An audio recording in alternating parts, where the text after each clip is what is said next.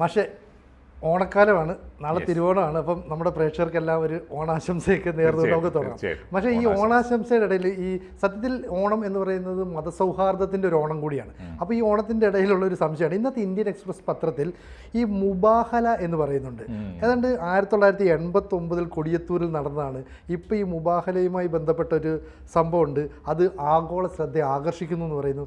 എന്താണ് അതിൻ്റെ കാര്യങ്ങൾ, എന്നാണ് ഇത് സംഭവിച്ചത്, ഒന്ന് വിശദമാക്കാമോ? അതെ, ഈ ഓണക്കാലത്ത് നമുക്ക് ഈ ഇസ്ലാമിക സമൂഹത്തെക്കുറിച്ചുള്ള ഒരു വിവരം അല്ലേ, ആളുകൾ മറന്നുപോയൊരു ഒരു ഒരു സംഭവത്തെ മുൻനിർത്തിയിട്ട് വിചിത്രമായി ഇസ്ലാമിക സമൂഹത്തിലുള്ള ഒരു വിശ്വാസം, അത് മലയാളി സമൂഹത്തിന് പരിചയപ്പെടുത്തുന്നതും ഒരു സാംസ്കാരികമായ ആഘോഷം തന്നെയാണല്ലോ, നമ്മൾ അങ്ങനെ എടുക്കാനെ.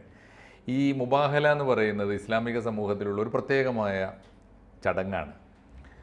എനിക്ക് തോന്നുന്നു വളരെ വിചിത്രമെന്ന് പറയാം. എന്നാൽ അതിൻ്റെ ഒരു പ്രത്യേകത, മുബാഹല എന്ന് പറയുന്നത് ഇസ്ലാമിക സമൂഹത്തിലെ, സത്യത്തിൽ ഇസ്ലാമിക സമൂഹം മാത്രമല്ല, ചരിത്രത്തിലൊരിക്കൽ ഈ പ്രവാചകൻ്റെ കാലത്ത് ഇസ്ലാമിക സമൂഹവും ക്രിസ്ത്യാനിറ്റിയും തമ്മിലൊരു വലിയ സംവാദം നടന്നപ്പോൾ ഞങ്ങളാണ് ശരി എന്ന് കാര്യകാരണ സഹിതം സമർത്ഥിക്കുകയാണല്ലോ സംവാദത്തിൻ്റെ ഒരു രീതി. അപ്പോൾ അതിന് ആ തർക്കം ആര് പറയുന്നതും പരസ്പരം സ്വീകരിക്കാത്തൊരവസ്ഥ വന്നപ്പോൾ ഒരു സജഷൻ എന്ന നിലയിൽ വന്നതാണ് മുബാഹല. മുബാഹല എന്ന് പറഞ്ഞാൽ ശാപം തേടുക എന്നാണ് അതിൻ്റെ ഒരു രീതി. എന്ന് വെച്ചാൽ രണ്ടു കൂട്ടരും ഒരുമിച്ച് ദൈവത്തോട് പറയുക, പരസ്പരം തല്ലുകൂടി തീർക്കൂലല്ലോ. കാരണം മതത്തിൻ്റെ പേരിൽ വിശ്വാസത്തിൻ്റെ കാര്യത്തിൽ തർക്കിക്കുക എന്ന് പറഞ്ഞാൽ അത് ദൈവത്തിൻ്റെ വിധിവിലക്കുകൾ അനുസരിച്ചാണല്ലോ. ദൈവം പറഞ്ഞിരിക്കുന്നത് ഇന്നതാണെന്ന് ഞാൻ വാദിക്കുന്നു, അതല്ല എന്ന് സിനുജി വാദിക്കുന്നു, ഇതാണല്ലോ തർക്കം. അങ്ങനെയാണെങ്കിൽ ദൈവത്തിന് എന്നെ വിടുക. ഞാൻ മനസ്സിലാക്കിയത് തെറ്റാണെങ്കിൽ ദൈവം പറഞ്ഞത് ഇന്നതാണെന്ന് ഞാൻ മനസ്സിലാക്കുന്നു, അതനുസരിച്ച് ഞാൻ പ്രാക്ടീസ് ചെയ്യുന്നു, അത് ഞാൻ വിശ്വസിക്കുന്നു. അത് തെറ്റാണെങ്കിൽ എൻ്റെ മേൽ ദൈവത്തിൻ്റെ ശാപം ഉണ്ടാകട്ടെ എന്ന് മനുഷ്യരെ ലോകത്തെ മുഴുവൻ സാക്ഷി നിർത്തി ഞാൻ ദൈവത്തോട് പറയുക. എതിരാളികളും അതുപോലെ പറയുക, അല്ല ഞാൻ മനസ്സിലാക്കിയതാണ് ശരി, അതല്ല എങ്കിൽ ദൈവം എന്നെ ശപിക്കട്ടെ.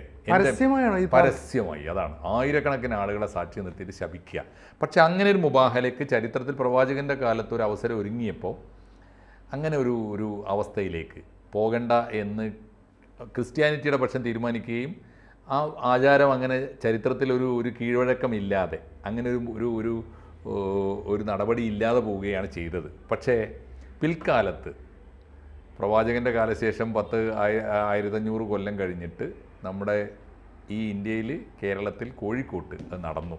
അത് 1989 1989 മെയ് 28 കോഴിക്കോട് ജില്ലയിൽ കൊടിയത്തൂർ എന്നൊരു സ്ഥലമുണ്ട്. ആ സ്ഥലത്തിൻ്റെ ഒരു പ്രത്യേകത, കേരളത്തിലെ മുസ്ലിങ്ങൾ പല വിഭാഗമുണ്ട്, അറിയാലോ. ലോകത്തിലെ മുസ്ലിങ്ങളുടെ എല്ലാ വിഭാഗീയതയും അതിലേറെ പിന്നീട് ഇപ്പോൾ ലോകത്തിൽ സുന്നി ഷിയ തർക്കങ്ങളുണ്ട്. സുന്നികളും ഷിയാക്കളും ഒരുമിച്ച് എതിർക്കുന്ന ഒരു കൂട്ടരാണ് അഹമ്മദിയാക്കൾ. അഹമ്മദിയാക്കൾ എന്ന് പറഞ്ഞാൽ ഖാദിയാനികൾ എന്ന് പറയും. അതായത് പ്രവാചകന് ശേഷം മറ്റൊരു പ്രവാചകൻ കൂടി ഉണ്ട് എന്ന് വിശ്വസിക്കുന്നവരാണ് അഹമ്മദിയാക്കൾ എന്ന് പറഞ്ഞാൽ. ബാക്കിയുള്ള മുസ്ലിങ്ങളൊക്കെ സുന്നികളെന്നും ഷിയാക്കളെന്നും വിളിക്കുന്ന എല്ലാ മുസ്ലിങ്ങളും അവസാനത്തെ പ്രവാചക പരമ്പര 1,24,000 പ്രവാചകന്മാരുണ്ട് എന്നും ആ പ്രവാചകന്മാരിൽ അവസാനത്തെ പ്രവാചകനാണ് മുഹമ്മദ് നബി എന്ന് വിശ്വസിക്കുന്നവരാണ്. ഖാദിയാനികൾ ഒരു പടി കൂടി കടന്ന് പ്രവാചകന് ശേഷവും ഒരാൾ കൂടിയുണ്ട്. അത് നമ്മുടെ പഞ്ചാബിൽ പണ്ട് ജനിച്ചിരുന്ന മിർസ ഗുലാം അഹമ്മദ് ഖാദിയാനിയാണ്. അങ്ങനെ ഒരാളുണ്ട് എന്ന് കൂടി വിശ്വസിക്കുന്നതുകൊണ്ടാണ് അവരെ ബാക്കി മുസ്ലിങ്ങളൊക്കെ അവരെ മാറ്റി നിർത്തിയിരിക്കുന്നത്. ഇങ്ങനൊരു വിഭജനം ലോകത്തുണ്ട്. അപ്പോൾ അഹമ്മദിയാക്കളും മുസ്ലിങ്ങളും എന്നാണ് പൊതുവെ പറയുക. പൊതു മുസ്ലിങ്ങൾ അംഗീകരിക്കാത്ത മുസ്ലിങ്ങളാണ് അഹമ്മദിയാക്കൾ. അവർ മുസ്ലിങ്ങളാണെന്ന് അവകാശപ്പെടുന്നുണ്ട്. അതിന് അവർക്ക് അവരുടേതായ ന്യായമുണ്ട്. കാരണം എന്താണെന്ന് വെച്ചാൽ അന്ത്യപ്രവാചകൻ മുഹമ്മദ് നബിയാണ് എന്ന് വിശ്വസിച്ചാൽ മാത്രമേ ഇസ്ലാം ആകൂ എന്നതിന് തെളിവൊന്നുമില്ല. കാരണം ഇസ്ലാം ആകണമെങ്കിലുള്ള ന്യായം ദൈവത്തെ, അള്ളാഹുവിനെ വിശ്വസിക്കണം, പ്രവാചകനായ മുഹമ്മദ് നബി ദൈവത്തിൻ്റെ ദൂതനാണെന്നും വിശ്വസിക്കണം. അല്ലാതെ മുഹമ്മദ് നബി അവസാനത്തെ ദൂതനാണ് എന്ന് വിശ്വസിച്ചാലേ ഇസ്ലാം ആകൂ എന്നൊരു കണ്ടീഷൻ വെച്ചിട്ടില്ല. അതുകൊണ്ട് ഞങ്ങളും ഇസ്ലാമാണെന്ന് അവരവകാശപ്പെടുന്നു. ഇതാണ് തർക്കം. ഈ തർക്കത്തിൽ ആരാണ് ശരി? ഇതാണ് അഹമ്മദിയാക്കളും മുസ്ലിങ്ങളും തമ്മിൽ. അത് ഏറ്റവും പ്രബലമായിട്ട് വലിയ വിരോധമായി വളർന്നു വന്നത് പാകിസ്ഥാനിലാണ്. അവിടെ ഈ അഹമ്മദിയാക്കളും മുസ്ലിങ്ങളും തമ്മിൽ, പൊതു മുസ്ലിങ്ങളും അഹമ്മദിയാക്കളും തമ്മിലുള്ള വലിയ ക്ലാഷും സംഘർഷങ്ങളും വലിയ കലാപങ്ങളും ഒക്കെ ഉണ്ടായിട്ടുണ്ട്. അത് വലിയ സംഘർഷങ്ങളായി മാറി. സംഘർഷങ്ങൾ. ജമാഅത്തെ ഇസ്ലാമിയാണ് ആ കലാപത്തിൽ മുസ്ലിം പക്ഷത്തെ നയിച്ചിരുന്നത്. എന്നിട്ട് അഹമ്മദിയാക്കൾ വലിയ തോതിൽ കൂട്ടക്കൊല ചെയ്യപ്പെട്ടു. അത് പാകിസ്ഥാൻ്റെ വലിയ ആഭ്യന്തര കലാപമായിട്ട് മാറി. ആ കമ്മീഷൻ ആ കലാപത്തെക്കുറിച്ച് അന്വേഷിക്കാൻ ജസ്റ്റിസ് മുനീർ കമ്മീഷൻ റിപ്പോർട്ട് വന്നു. ജസ്റ്റിസ് മുനീർ കമ്മീഷൻ വലിയ തോതിലാണ് ആ കലാപത്തിൽ ജമാഅത്തെ ഇസ്ലാമിയുടെ നേതൃത്വത്തിൽ ഈ അഹമ്മദിയാക്കൾക്ക് നേരെ നടന്ന മനുഷ്യത്വരഹിതമായ കൂട്ടക്കൊലയെക്കുറിച്ച്, വംശഹത്യയെക്കുറിച്ചുള്ള വലിയ റിപ്പോർട്ടാണത്. അത് ലോകത്തിലെ മനുഷ്യാവകാശ രേഖകളിലൊന്ന് തന്നെയാണ്, പ്രധാനപ്പെട്ട രേഖയാണ്. അത് ഉണ്ടാകുമ്പോഴാണ് ഒരു സംഭവം. 1988 അവിടെ സിയാവുൽ ഹക്ക് ഭരിക്കുകയാണ്. സിയാവുൽ ഹക്ക് പാകിസ്ഥാനിൽ വരുന്നത് വരെ, സിനുജിക്ക് അറിയുമെന്നറിയാം, സിയാവുൽ ഹക്ക് വരുന്നത് വരെ പാകിസ്ഥാൻ ഇസ്ലാമിക രാജ്യമല്ല. അല്ല, മുഹമ്മദ് അലി ജിന്നയുടെ കാലം തൊട്ട് സെക്കുലർ രാജ്യമാണ് പാകിസ്ഥാൻ. നമ്മുടെ ധാരണ അന്നേ പാകിസ്ഥാൻ മുസ്ലിങ്ങൾക്ക് ഭൂരിപക്ഷമുള്ള ഒരു രാജ്യം വേണമെന്നല്ലാതെ ഇസ്ലാമിക ഭരണമുള്ള ഒരു രാജ്യം വേണമെന്ന് ജിന്ന ചോദിച്ചിട്ടില്ല എവിടെയും. മുസ്ലിം ഭൂരിപക്ഷമുള്ള രാജ്യമായിരുന്നു ആവശ്യമുള്ളൂ. മുസ്ലിങ്ങൾക്ക് ഭൂരിപക്ഷം കൈകാര്യം, അതായത് നിർണായക ശക്തി വേണം. മുസ്ലിങ്ങൾ എന്ത് തീരുമാനിച്ചാലും അതിന് മേൽക്കൈ കിട്ടണം. അങ്ങനെ ഒരു രാജ്യം വേണമെന്ന് ചോദിച്ചിട്ടുള്ളൂ. അതാണ് വാങ്ങിയതും. അത് സെക്കുലർ രാജ്യമായിരുന്നു 1947 തൊട്ട് 80 വരെ. 80 ഈ പാകിസ്ഥാൻ ഈ പട്ടാള ഭരണാധികാരിയായ സിയാവുൽ ഹക്ക് വന്നപ്പോഴാണ് ഈ മുസ്ലിം ഫണ്ടമെൻ്റൽസിനെ പ്രീണിപ്പിക്കാൻ വേണ്ടി ഇസ്ലാമിക രാഷ്ട്രമായി പ്രഖ്യാപിച്ചത് പാകിസ്ഥാൻ. അന്നാണ് ഇസ്ലാമിക രാഷ്ട്രമായത്. അപ്പോൾ പാകിസ്ഥാൻ്റെ ഔദ്യോഗിക മതം ഇസ്ലാമായത് വന്നതെന്നാണ്. അപ്പോൾ സിയാവുൽ ഹക്ക് 1988 ഒരു തീരുമാനമെടുത്തു. അതിനു മുമ്പ് ഈ അഹമ്മദിയാക്കളും മുസ്ലിങ്ങളും തമ്മിലുള്ള വലിയ കലാപം നടന്ന ചരിത്രമുണ്ടല്ലോ പാകിസ്ഥാൻ. ആ ചരിത്രത്തിൽ മുസ്ലിം പക്ഷത്തെ കുറെ കൂടി പ്രീണിപ്പിച്ച് കൂടെ നിർത്താൻ വേണ്ടി എടുത്തൊരു തീരുമാനമാണ് അഹമ്മദിയാക്കളെക്കെതിരായിട്ടുള്ള വലിയ പ്രസ്താവന. അഹമ്മദിയാക്കളെ ഒറ്റപ്പെടുത്തണം, അഹമ്മദിയാക്കളെ ബഹിഷ്കരിക്കണം എന്നുവെച്ചാൽ പാകിസ്ഥാൻ അഹമ്മദിയാക്കളോട് കുറെ കൂടി ശക്തമായ എതിർപ്പ് പ്രഖ്യാപിച്ചു. അപ്പോൾ ഇവർക്കൊരു അമീർ, ലോകത്തിലെ അഹമ്മദിയാക്കൾക്കൊരു ഇമാമുണ്ടാവും എപ്പോഴും. പഞ്ചാബിലെ ഈ കാദിയാൻ എന്ന് പറയുന്ന പ്രദേശത്താണ് അവരുടെ ആസ്ഥാനം. ലണ്ടനിലാണ് അവരുടെ പ്രധാനപ്പെട്ട വർക്കൊക്കെ. അപ്പോൾ ആ അമീർ പ്രഖ്യാപിച്ചു, അങ്ങനെയാണെങ്കിൽ ഇപ്പോൾ ലോകത്തിലെ മുസ്ലിങ്ങളോട് മുബാഹല ചെയ്യേണ്ട സമയമാണ്. മുബാഹല ചെയ്യേണ്ടതെന്ന് പറഞ്ഞാൽ ഞങ്ങൾ വലിയ കുറ്റക്കാരാണെന്ന് ഇപ്പോഴും പറഞ്ഞുകൊണ്ടിരിക്കുകയല്ലേ, ഞങ്ങൾ വലിയ കൂട്ടക്കൊലയ്ക്ക് വിധേയമായിട്ടും പറഞ്ഞുകൊണ്ടിരിക്കുകയാണല്ലോ. അപ്പോൾ പാകിസ്ഥാനെ പോലെ ഒരു രാജ്യത്തിൻ്റെ ഭരണാധികാരി അങ്ങനെ പറയുമ്പോൾ മുബാഹല വേണം. ലോകത്തിലെ അഹമ്മദിയാക്കളോട് മുബാഹലക്ക് ആഹ്വാനം ചെയ്തു എല്ലായിടത്തും. അപ്പോൾ എല്ലാ രാജ്യത്തുള്ള അഹമ്മദിയാക്കൾ തയ്യാറായെങ്കിലും അത് നടപ്പായത് ഇവിടെ കേരളത്തിൽ മാത്രമാണ്. അപ്പോൾ കേരളത്തിലെ ഈ കൊടിയത്തൂർ എന്ന് പറയുന്നൊരു ഗ്രാമമുണ്ട്. കൊടിയത്തൂരിലെ പ്രത്യേകത രണ്ടും വളരെ ശക്തമാണ്. ജമാഅത്തെ ഇസ്ലാമിയാണ് മുസ്ലിം സംഘടനകളിൽ ഏറ്റവും ശക്തം. അഹമ്മദിയാക്കളും അത്ര തന്നെ ശക്തമാണ്. അപ്പോൾ ഈ അഹമ്മദിയാക്കളോട് അവരുടെ ഇമാം ആഹ്വാനം ചെയ്തിട്ടുണ്ടല്ലോ, മുബാഹല ചെയ്യണം, നിങ്ങളുടെ സത്യം വെളിപ്പെടുത്തണം, തെളിയിക്കണം. അപ്പോൾ കൊടിയത്തൂരിലെ അഹമ്മദിയാക്കൾ അവിടുത്തെ മുസ്ലിങ്ങളോട് പോയി പറഞ്ഞു. അപ്പോൾ ഇവരൊക്കെ കൂടി ഒരു അഞ്ചുമൻ ഇഷായത്തെ ഇസ്ലാം എന്നൊക്കെ പറഞ്ഞ് ലോകത്തിൽ ഈ അഹമ്മദിയാക്കളെ നേരിടാൻ വേണ്ടി മറ്റു മുസ്ലിം സംഘടനകളൊക്കെ കൂടി ചേർന്നിട്ടൊരു പൊതുവേദി ഉണ്ടായിട്ടുണ്ട്. അതിൽ ചിലയിടത്തൊക്കെ ഉണ്ടായി, ചിലയിടത്തൊക്കെ ഉണ്ടായില്ല. പക്ഷേ കൊടിയത്തൂരിൽ അതുണ്ടായി. ജമാഅത്തെ ഇസ്ലാമിയുടെ നേതൃത്വത്തിൽ മറ്റു മുസ്ലിം സംഘടനകളെയൊക്കെ ഒന്നിപ്പിച്ചിട്ടൊരു സംഘടന. അപ്പുറത്ത് അഹമ്മദിയാക്കൾ ഒറ്റക്കും. അവിടുത്തെ അഹമ്മദിയാക്കൾ മുബാഹലക്ക് വിളിച്ചു. സ്വീകരിക്കാൻ മറ്റവരും തയ്യാറായി. അങ്ങനെയാണ് 1989 മെയ് മാസം 28 തോന്നുന്നു മുബാഹല നടക്കുന്നത്. എന്ന് വെച്ചാൽ വലിയ മൈതാനത്ത് ആ പ്രദേശത്തുള്ളവരും കേട്ടറിഞ്ഞു വന്നവരുമായിട്ട് ആയിരക്കണക്കിന് ജനം തടിച്ചുകൂടി വലിയ വേദിയുണ്ടാക്കി. ഒരു ഭാഗത്ത് ഈ അഞ്ചുമൻ എന്ന് പറഞ്ഞാൽ മുസ്ലിം സംഘടനകളുടെ പൊതുവേദി ഒരു ഭാഗത്ത്, കുടുംബസമേതം അതിൽ പ്രതിനിധികളും അവരുടെ കുടുംബങ്ങളും ഒരുമിച്ചിരുന്നു. ഇപ്പുറത്ത് അഹമ്മദിയാക്കൾ ഒരുമിച്ചിരുന്നു. രണ്ടു കൂട്ടരും നിശ്ചിത സമയം അവർക്ക് അനുവദിച്ച സമയത്ത് രണ്ടു കൂട്ടരും പ്രാർത്ഥിച്ചു, ദൈവമേ, ഞാൻ പറയുന്നത് തെറ്റാണെങ്കിൽ എൻ്റെ മേൽ ശാപം ചൊരിയണമേ. അപ്പുറത്തും അത് തന്നെ, ഞങ്ങൾ പറയുന്നതാണ് തെറ്റെങ്കിൽ ഞങ്ങളുടെ മേൽ ശാപം ചൊരിയണമേ. 1989 ഓർക്കണം. അവസാനം ദൈവത്തിന് സമയം കൊടുത്തു. 6 മാസം ഞങ്ങൾ സമയം തരാം. 6 മാസത്തിനുള്ളിൽ ഞങ്ങൾക്ക് സത്യം തെളിയിച്ച് തരയണമേ എന്ന് പറഞ്ഞാൽ എന്താ, ഏതെങ്കിലും ഒരു കൂട്ടരുടെ മേൽ ശാപം വന്ന് കാണണം. ഒന്നുകിൽ മരണം, അങ്ങനെ മഹാമാരി വന്ന് കാണണം. 1989 നിന്ന് ഇപ്പോൾ 2024 വന്ന് നിൽക്കുക. 35 കൊല്ലമായി.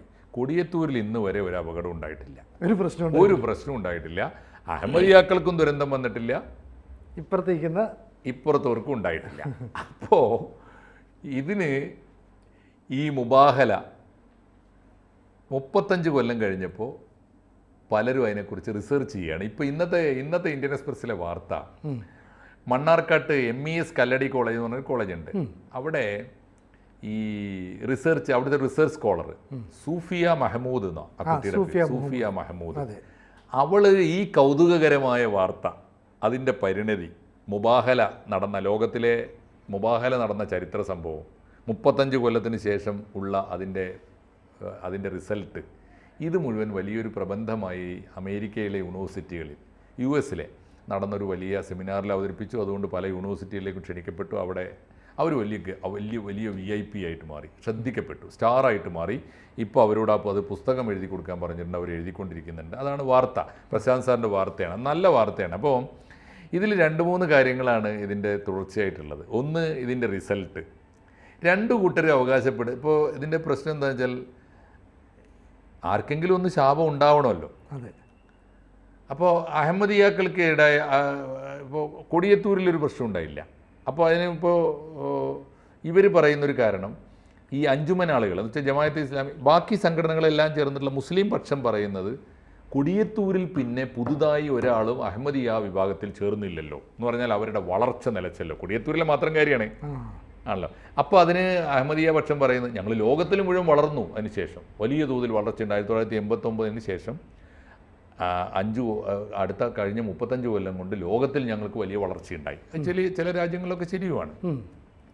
അതാണ് ഇവർ തമ്മിലുള്ള ഒരു ന്യായം.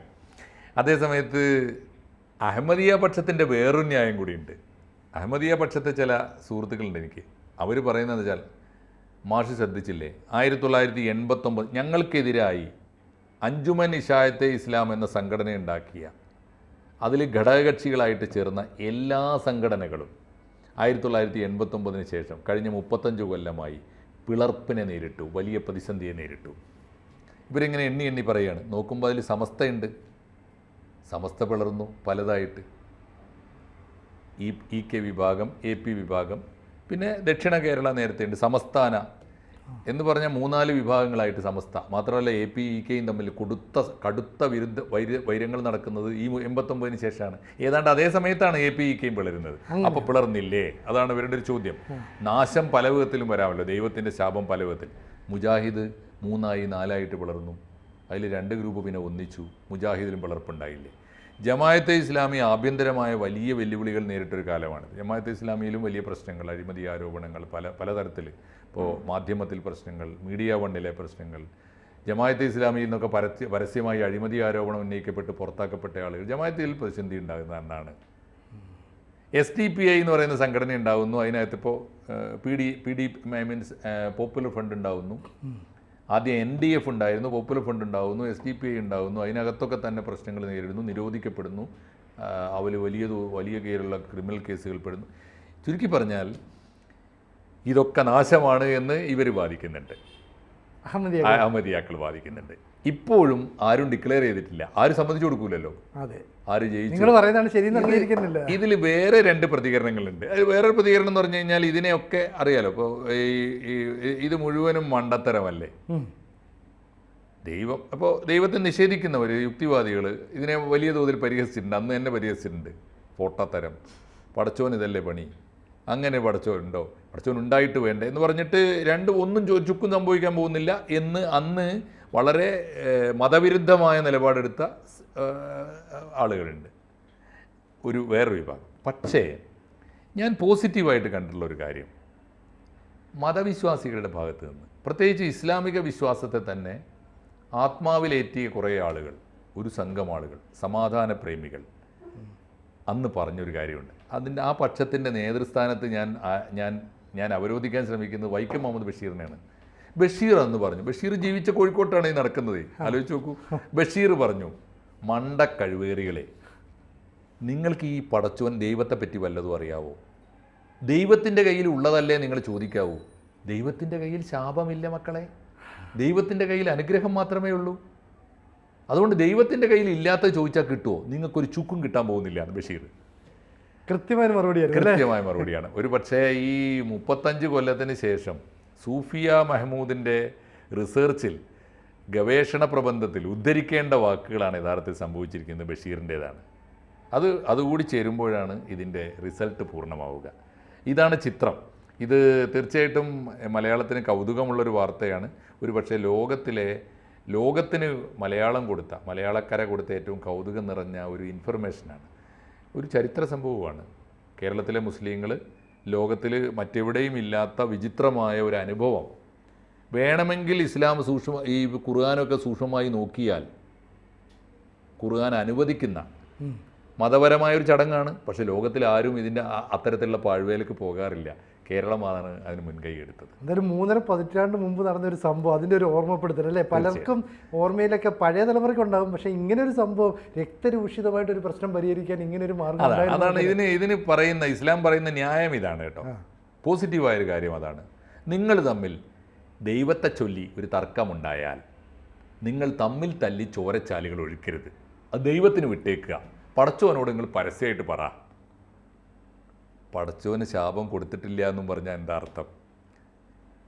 പടച്ചോനോട് പറയേണ്ടതേ പടച്ചോനോട് പറയാവൂ എന്നാണ്. ദൈവത്തിൻ്റെ പേരിൽ തർക്കമുണ്ടായാൽ നിങ്ങൾ പടച്ചോനോട് പറയാവുന്നത് പറഞ്ഞാൽ പടച്ചോൻ പരിഹരിക്കും എന്നാണല്ലോ അതിനർത്ഥം. പറയാൻ പാടില്ലാത്ത ഭൂമിയിൽ നാശം വിതക്കാൻ ദൈവം വേണ്ടല്ലോ, വേണ്ട. ശാപം വിതക്കാൻ ദൈവം വേണ്ട. അതുകൊണ്ട് ദൈവം ശപിക്കുകയില്ല എന്നുകൂടിയാണ് ഇതിൻ്റെ പോസിറ്റീവായിട്ടുള്ളൊരു പാഠം. തീർച്ചയായിട്ടും ഈ ഓണക്കാലത്ത് ഇങ്ങനെ കൗതുകകരമായൊരു വിവരം നമുക്ക് പ്രേക്ഷകരോട് പറയാം. അതിനുവേണ്ടി ഈ അവസരം ഇന്ന് എനിക്ക് തോന്നുന്നു പ്രശാന്ത് സാറ് ഈ ഇന്ത്യൻ എക്സ്പ്രസ്സിലെ അത്യപൂർവമായി സൂക്ഷ്മമായി വാർത്തകൾ കണ്ടെത്തി വാർത്തകളുടെ മണം പിടിക്കുന്നൊരു പത്രപ്രവർത്തകരാണ്. അദ്ദേഹത്തിൻ്റെ ആ വാർത്ത ഈ ഓണത്തിന് അല്ലേ, ഇന്ന് ഉത്രാടമാണ്, ഉത്രാട ദിവസം തിരുവോണത്തിൻ്റെ സമ്മാനമായിട്ട് നമുക്ക് മലയാളിക്ക് കൊടുക്കാം. ABC ചെയ്യേണ്ടത് അതാണ്. വസ്തുതകൾ തേടി വസ്തുതകളായും ജനങ്ങളോട് പറയുക എന്ന ദൗത്യം നമുക്ക് ഈ കാര്യത്തിൽ ഏറ്റെടുക്കാം. നന്ദി. കൂടുതൽ വാർത്തകളും വിശേഷങ്ങളും നിങ്ങളിലേക്ക് എത്താൻ ABC മലയാളം സബ്സ്ക്രൈബ് ചെയ്യുക, ബെൽ ബട്ടണും അമർത്തുക.